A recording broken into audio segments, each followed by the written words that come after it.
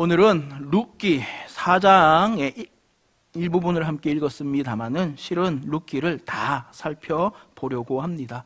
수요 예배를 나오시는 분들이시라면 룻기를 모르시지는 않으시겠지만 복습한다는 마음으로 한번 룻기를 짧게 정리부터 하고 시작하도록 하겠습니다. 사사시대에 베들레헴에 엘리멜렉이라는 사람이 살았습니다. 이 엘리멜렉이라는 이름은 하나님은 왕이시다라는 뜻인데 베들레헴의 흉년이 되었습니다. 흉년이자 옆나라인 모압으로 가서 살았습니다. 이스라엘 베들레헴에서 사해만 건너면 바로 모압입니다. 이 모압 족속은 사실 이스라엘과 이래저래 얽혀있는 사이입니다. 왜냐하면 이들은 원래 아브라함의 조카 롯의 딸이 롯과 동침하여 낳은 아들이 모압이고 이 후손이 모압 족속입니다. 작은 딸도 아버지 롯과 동침하여서 암몬 자손을 이루었습니다. 이 모압과 암몬은 장성하여서 하나님을 거부하고 이스라엘과 맞서 싸우는 거대한 이방 족속으로 성장하여서 이스라엘을 못 살게 했습니다. 신명기는 이렇게 말씀합니다. 신명기 23장 3절 말씀인데요. 암몬 사람과 모압 사람은 여호와의 총회에 들어오지 못하는데 언제까지? 그 다음에 보니까 영원히 여호와의 총회에 못 들어오는 사람들이 암몬과 모압 족속이다 하고 하나님께서 말씀하셨습니다. 자, 이럼에도 불구하고 엘리멜렉은 흉년을 맞이하자 모압으로 가서 살았고 아내 나오미와 두 아들을 남긴 채 죽고 말았습니다. 남겨진 두 아들은 장성하여서 모압의 여인들과 혼인하였는데 어찌된 영문인지 한 10년쯤 후에 아들이 다 죽고 말았습니다. 즉 엘리멜렉의 가문에 남자는 아무도 없고 시어머니 나오미와 두 며느리만 남게 되었습니다. 먹고 살기 막막한 와중에 마침 어떤 소식이 들리냐면 하나님께서 이스라엘을 회복시키시고 이제 그 흉년이 해결되었다는 소식을 듣고 나오미는 마침내 내가 살던 베들레헴으로 내가 다시 가야 되겠다 하고 마음을 먹고 두 며느리한테 나한테 이제 얽매이지 말고 새 인생을 살아라 하고 놓아 주려고 합니다. 한 며느리는 알겠습니다 하면서 가고 다른 한 며느리가 룻인데 룻은 어머니와 제가 끝까지 함께 하겠습니다 하고 하여서 나오미와 함께 원래 살던 땅 베들레헴으로 오게 됩니다. 자, 이렇게 베들레헴으로 와서 나오미와 룻이 만나는 사람이 보아스라는 사람이고 이 사람은 엘리멜렉의 기업을 물을 사람 가운데 하나라는 사실을 나오미는 알고 있었습니다. 자, 이렇게 흘러 3장에서 드디어 보아스가 움직이기 시작합니다. 3장 18절 말씀해 보니까 이렇게 말합니다. 우리 함께 읽어보도록 하겠습니다. 시작. 이에 시어머니가 이르되 내 딸아 이 사건이 어떻게 될지 알기까지 앉아있으라. 성취하기 전에는 쉬지 아니하리라 하니라. 자, 이렇게 하여서 4장에 보면 보아스가 이제 자기보다 우선순위에 있는 사람을 만나가지고 단판을 짓고 마침내는 보아스가 이제 룻과 혼인하여서 아들 오벳을 낳았다 하는 얘기가 이 룻기의 이야기입니다. 자, 이 훈훈한 얘기에서 오늘 3가지 정도를 생각해 보려고 합니다. 첫 번째입니다. 힘들지 않았습니다. 이게 무슨 말일까요? 자, 룻기 1장 1절 말씀 함께 읽어보겠습니다. 시작. 사사들이 치리하던 때에 그 땅에 흉년이 드니라.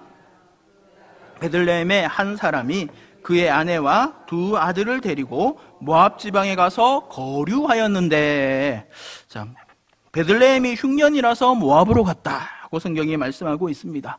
이 말씀을 읽으면 흉년이라서 먹고 살기가 힘들어서 좀 살기 나을 것 같은 모압으로 갔나 보다. 어쩌면 하나님을 섬기는 이스라엘 백성이 우상을 섬기는 이방 나라로 갈 수밖에 없었을까? 대체 얼마나 힘들었으면 이랬을까? 불쌍하다 하는 생각을 합니다. 하지만 룻기를 계속 읽어가다 보면 좀 이상하다는 사실을 발견합니다. 1장 21절 상반절에 나오미가 베들레헴에 와서 이렇게 말하는 사실을 발견합니다. 함께 읽어볼까요? 시작. 내가 풍족하게 나갔더니 여호와께서 내게 비어 돌아오게 하셨느니라. 베들레헴을 나갈 때 풍족했대요. 물론 이때는 나는 남편도 있었고 아들도 있었는데 이제는 아무도 없더라 라는 말을 하는 것일 수도 있겠지만, 진짜로 이 말 그대로 먹고 살 길이 막막하여서 베들레헴에서 모압으로 간 것이 아니라는 말로도 해석할 수 있습니다. 룻기를 쭉 읽어가다 보면 나오미의 남편 엘리멜렉은 보아스와 친척이라는 것을 알게 됩니다. 자, 땅도 갖고 있었다는 것도 알게 됩니다. 자, 보아스는 살펴보면 아시겠지만 농사를 크게 짓고 있는 사람입니다. 예나 지금이나 친척은 부자지 않습니까? 만약에 삼성 회장 이건희 회장의 밑에 숨겨졌던 막내 동생이 이승희다 라고 한다면 제가 좀 어깨에 좀 힘이 있지 않겠습니까? 자, 현재도 이런데 한 마을이 다 친척이 살고 있던 옛날에는 더 이러지 않았겠습니까? 엘리멜렉은 먹고 살기가 막막하여 어쩔 수 없이 모압으로 간 것이 아니라는 얘기입니다. 자, 유대 땅의 흉년이었습니다. 모두가 살기 팍팍하고 힘듭니다. 다 힘듭니다. 그런데 땅도 있고 좀 살만한 엘리멜렉은 다른 생각을 합니다. 여기에 살고 있으면 힘든 사람을 좀 살펴야 하겠거든요. 눈치 안 보고 나 혼자 잘 먹고 잘 살았으면 좋겠는데 어떻게 할까 생각하다가 소유를 다 싸서 모압으로 가버린 겁니다. 탕자 같죠, 그죠?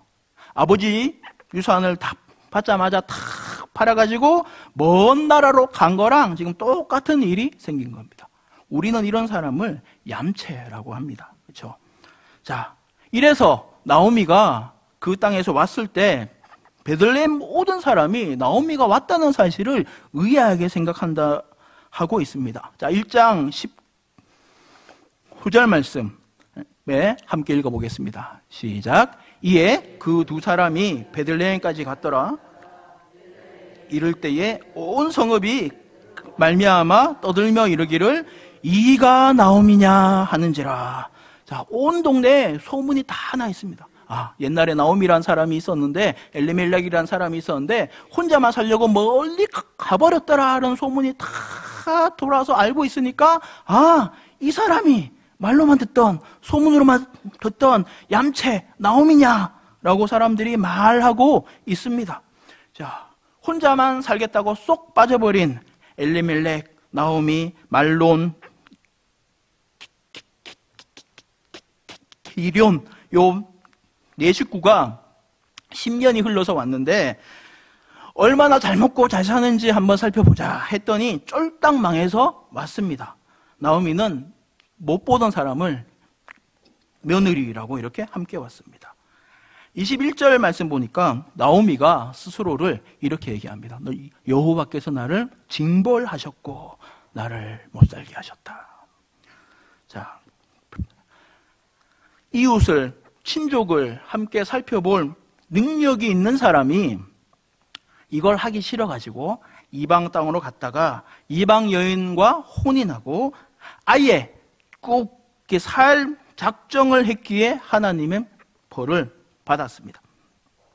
이런 일이 생기면 우리는 흔히 하는 말로 자업자득이라고 합니다. 사필귀정이라고도 합니다. 이들은 베들레헴에 와서 당장 먹을 양식이 없는 형편이었습니다. 동네 사람들에게 완전 밉보였기에 아무도 양식을 안 준 거예요. 자,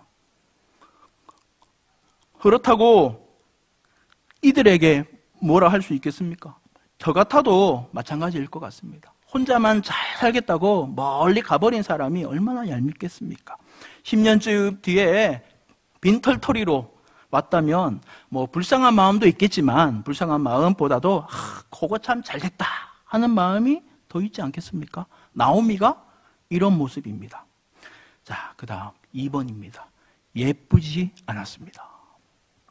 자, 당장 먹을 것이 없습니다. 이삭이라도 주워 먹어야 하겠습니다. 자, 이러다가 우연히 보아스라는 사람의 밭에 이릅니다. 공교롭게도 이 사람은 엘리멜렉의 친족입니다. 다 하나님의 섭리 가운데 생긴 일이죠. 이렇게 룻이 이삭을 줍고 있는 모습을 보아스가 다 바라보고 있습니다. 룻은 모압 사람이니 외모도 그렇고 옷 입는 것도 그렇고 이스라엘 말을 한다고는 하여도 아무래도 서툴렀을 겁니다. 웬 외국 여자가 와가지고 시어머니 먹여 살리겠다고 지금 수고하고 있습니다. 자, 마을 사람들이 다 알고 있는 이 일을 물론 보아스도 알고 있습니다. 2장 11절 말씀 보니까 룻을 만나서 어떻게 얘기하냐면 이렇게 얘기합니다. 함께 읽어보겠습니다. 시작. 네 남편이 죽은 후로 내 부모와 고국을 떠나 전에 알지 못하던 백성에게로 온 일이 내게 분명히 알려졌느니라. 아멘. 나도 잘 알고 있다는 얘기죠. 10년 전의 사건이 얼마나 충격적인 일이었는지 다 알고 있습니다. 자, 이럼에도 불구하고 보아스는 룻과 나오미를 돕기로 마음을 먹습니다. 자, 오늘 설교의 제목이 기업 물을 자라는 건데요. 이거는 이스라엘이 갖고 있는 아주 독특한 풍습입니다. 이게 어떤 거냐면 땅은 다 하나님의 소유라서 하나님께서 이렇게 각 지파에게 나눠준 이 땅을 형편상 너무 힘들어서 팔 수밖에 없다면 그 땅을 판 사람의 친족 가운데 좀 실력이 있고 능력이 있는 사람이 이 땅을 사서 그 땅을 판 사람한테 회복시켜 주는 것을 말합니다. 이것은 의무는 아니었습니다. 형편이 허락하는 사람이 자진하여서 하는 일이었습니다. 레위기 25장 25절에 나옵니다. 우리 함께 읽어보겠습니다. 시작. 만일 내 형제가 가난하여 얼마를 팔았으면 그에게 가까운 기업 물을 자가 와서 그의 형제가 판 것을 물을 것이요 라고 말씀하고 있죠. 그죠? 자, 이래서 보아스가 일하기 시작하는데 먼저 자신보다 앞순번인 사람한테 만나가지고 얘기합니다. 엘리멜렉이라는 사람을 우리가 회복시켜줘야 되겠다. 나오미가 있다. 이렇게만 말하니까 이 사람이 하겠다고 말합니다. 왜냐하면 아들이 없고 나오미만 있다면 이 땅을 엘리멜렉의 이름으로 사서 나오미 앞으로 해놨다가 나오미가 죽고 나면 내 땅으로 바뀌거든요.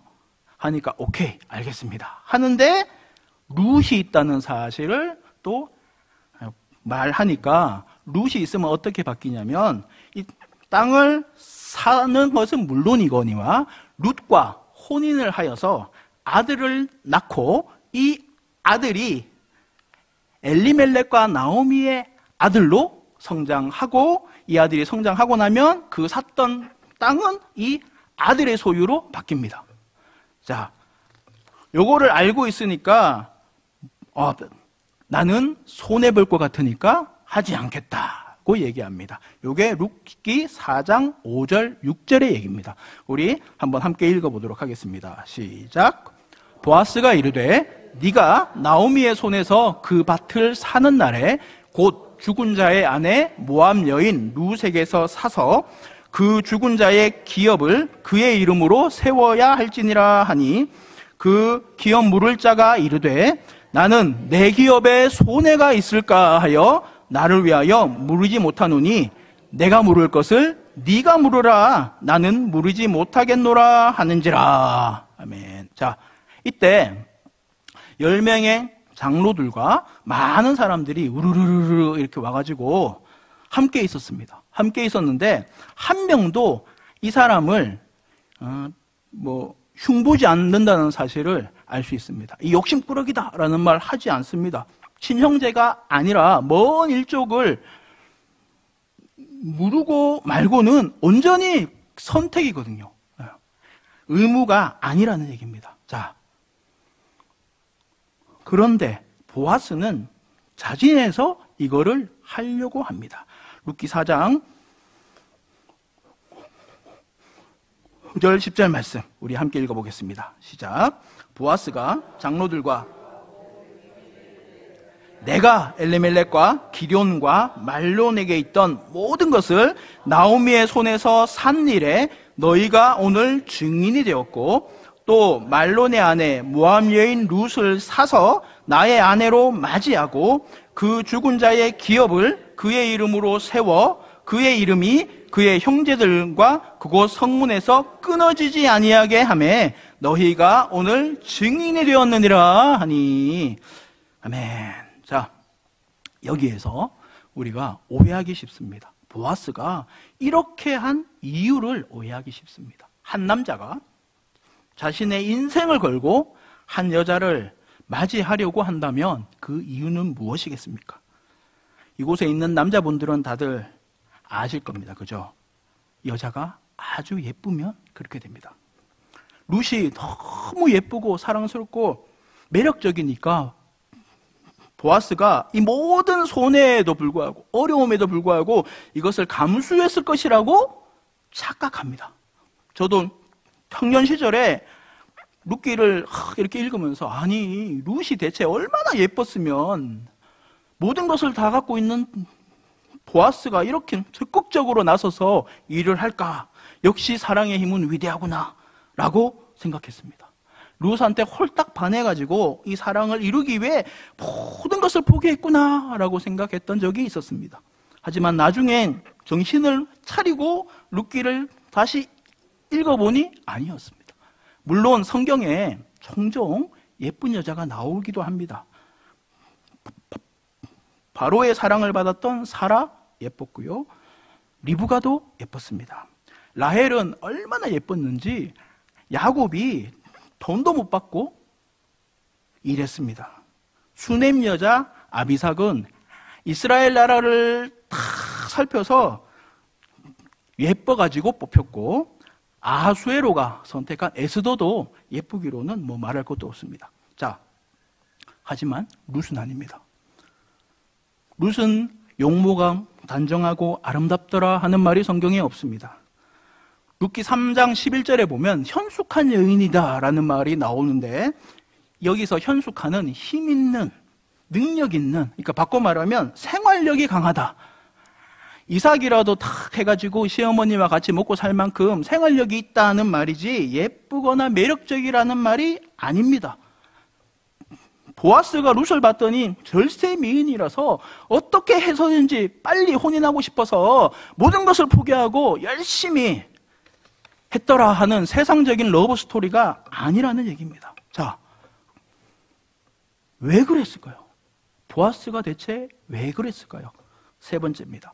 이유가 없었습니다. 자, 정리해 보겠습니다. 자, 10년 전 혼자만 잘 살겠다고 동네 사람들을 내버리고 처분할 수 있는 거 다 팔아가지고 나갔던 엘리멜렉이 하나님께 제대로 벌받아서 예전에 으스대던 모습 다 사라지고 빈털터리로 왔습니다. 하루 먹을 양식이 없어서 밭에 나가서 이삭이나 줍고 있습니다. 남자들은 싹 죽고 여자들만 남아 있습니다. 아, 불쌍합니다. 하지만 이 집안은 이렇게 당해도 쌉니다. 받아야 할 벌을 받고 있습니다. 사람의 눈으로 보면 정의가 실현됐습니다. 하나님께서 한번 하시면 확실하게 심판하신다는 사실을 알 수 있습니다. 자, 한편으로 보아스는 부자입니다. 나이도 많습니다. 일꾼도 여럿이 있고 농사도 크게 짓고 있습니다. 이런 사람이 왜 자진해서 룻을 돌보려고 하는지 알 수 없습니다. 사람의 생각으로는 막 엄청나게 예쁘다면 어떻게 설명할 수 있지만 그렇지도 않습니다. 보아스가 룻을 살피고 돌보는 이유는 하나님께서 세우신 법을 지키려는 마음과 순전히 호의입니다. 함께 읽었던 룻기 4장 14절 말씀 우리 함께 읽어보도록 하겠습니다. 시작. 여인들이 나오미에게 이르되 여호와께서 오늘 네게 기업 물을 자가 없게 하지 아니하셨도다. 이 아이의 이름이 이스라엘 중에 유명하게 되기를 원하노라. 아멘.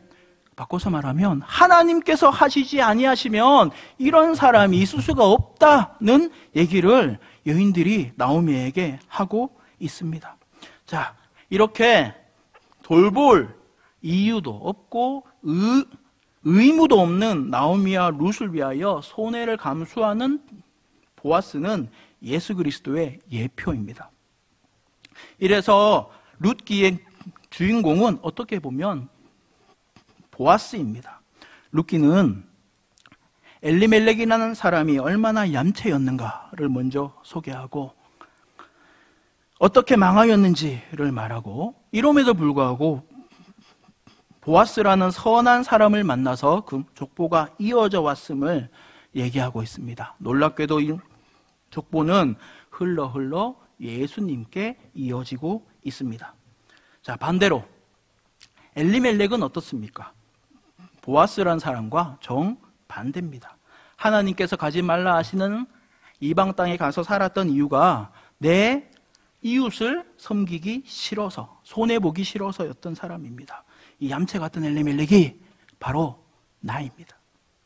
성경은 의인은 없나니 하나도 없다라고 단정적으로 말하고 있습니다. 이처럼 인간에 대해서 소망이 없이 말하는 종교가 없습니다. 모든 인간은 다 죄인이라서 생각하는 것이 악하고 말하는 것이 악하고 하나님을 마음에 두기 싫어하여서 소망이 없습니다. 자, 하지만 우리는 얼마나 이 엄연한 사실을 잊어버리며 살아갑니까? 구원받은 우리들이 그 기쁨을 제대로 누리기 위해서는 원래는 내가 이 구원을 받을 자격이 없는 사람이라는 사실을 잊어서는 안 됩니다. 룻은 모압 사람이었습니다. 영원히 여호와의 총회에 못 들어올 사람이었고 예뻐서 뭐 마음에 든 것도 아닙니다. 순전히 보아스의 호의였습니다. 우리도 마찬가지 아니겠습니까? 우리가 예뻐서 하나님의 마음에 든 것입니까? 내가 선을 행하고 여러모로 많이 봉사하고 헌신하고 헌금을 많이 하여서 예수님께서 나를 위하여 십자가에 달리신 것이 아닙니다. 은혜라는 말은 받을 자격이 없는 사람이 받은 사랑이라는 말입니다. 이 말은 너무나 흔히 사용되고 있는 말입니다만 이 말에 대한 감격은 식어진 지 오래입니다. 마지막으로 예수님의 은혜에 감격하여 눈물을 흘려보신 적이 언제이십니까? 내가 이만큼 애쓰는데 하나님은 왜 나를 안 도와주실까 싶기만 합니다. 내가 예배도 나오고 말씀도 읽고 어려운 형편에 헌금도 하는데 우리 하나님 왜 이렇게 신통찮나? 하나님이 영험하지 않아서가 아닙니다. 내가 진짜 은혜를 잊어버리고 살기에 그렇습니다. 성경은 하나님이 얼마나 사랑이 많으신 분이신지 말씀하고 있습니다. 그렇죠? 한편으로는 내가 얼마나 죄인인지 말하고 있기도 합니다. 하나님의 말씀으로서만 우리가 죄인이라는 사실을 알게 됩니다. 하나님의 말씀을 읽을 때에 내 죄가 생각이 나는 게 정상이고, 설교 말씀 가운데 내 마음이 찔리는 듯이 아파야 정상입니다. 하지만 어느 때부터인가 우리 모두는 하나님의 사랑을 받을 자격이 없다는 메시지가 점점 옅어져 가고 있습니다. 우리는 전적인 타락과 무조건적인 선택을 믿습니다. 우리 모두는 마음과 생각과 말과 행동 어느 하나 선한 것이 없이 모조리 다 썩어 문드러졌는데, 하나님께서 아무런 이유도 없이, 아무런 조건도 없이 나를 사랑하시기로 작정하셨다는 사실을 우리가 믿는다는 거예요. 이 놀라운 은혜의 말씀을 들을 때에 마음이 뜨거워진다면 성령 하나님께서 지금 내 영혼에 일하시는 줄로 믿습니다. 저번 토요일 날 제가 이제 사무실에서 한창 일하고 있는데 웬 아저씨 한 분이 찾아왔습니다. 술 냄새가 풀풀 나더라고요. 술 냄새를 풀풀 나가서 다짜고짜 이렇게 사무실 문을 벌컥 열더니 상담 좀 하고 싶다고, 좀 만나달라고 합니다. 앉아서 잠깐 뭐 이런저런 얘기하다가 제가 이렇게 말했습니다. 사장님께서 일하고 있는데 누가 술 먹고 와가지고 사장님 좀 나오라고, 만나자고 하면 사장님이 나가서 만나야 될 의무가 있습니까 없습니까? 했더니 참 묵묵히 있더니 있지요 하면서 이렇게 억지를 막 부리시는 거예요. 사실은 제가 이분을 만나고 말고는 제 마음입니다. 그죠? 의무가 없잖아요. 우리 하나님도 마찬가지 아니겠습니까? 하나님께서 이 예배 시간에 나를 만나셔야 될 의무가 있습니까? 내가 사장님 마인드로 내가 부르면 하나님 응답하셔야지, 내가 바쁜 시간 내서 힘들게 여기 예배당 와서 말씀 듣고 지금 내가 이렇게 시간을 쓰는데 내가 부르면 응답하셔야지 하면 내가 하나님보다 높다는 얘기입니까? 하나님께서는 나를 사랑하실 의무가 없으세요. 나를 사랑하면 안 되는 이유도 없으세요. 오히려 우리에게는 하나님께서 나를 멀리해야 될 이유, 미워해야 될 이유, 모른다 하셔야 될 이유만 가득한데, 이럼에도 불구하고 하나님께서 호의로 나를 사랑하시기로 한 거예요. 이거를 성경은 은혜라고 말씀하고 있습니다. 사랑하는 성도 여러분, 오늘 이러한 하나님의 은혜가 우리의 심령에 폭포수처럼 쏟아 부어지기를 축복합니다. 우리 하나님은 은혜의 하나님, 위로의 하나님, 회복의 하나님이십니다. 하나님께서 오늘 예수 그리스도의 십자가 그 보혈로서 나를 사셨습니다. 나를 사셔서 나를 위로하시고 나를 회복시키시는 줄로 믿습니다. 우리의 상한 심령이 회복됩니다. 아픈 육체가 회복됩니다. 나의 눌려있던 생각이 회복됩니다. 무너져 있던 식구들이 회복됩니다. 내 예배가 회복됩니다. 우리의 자녀들, 손주들이 회복합니다. 우리 부천 삼락 교회가 회복할 줄로 믿습니다. 오늘도 이 은혜를 의지하고 나아가시기를 예수님의 이름으로 축원합니다.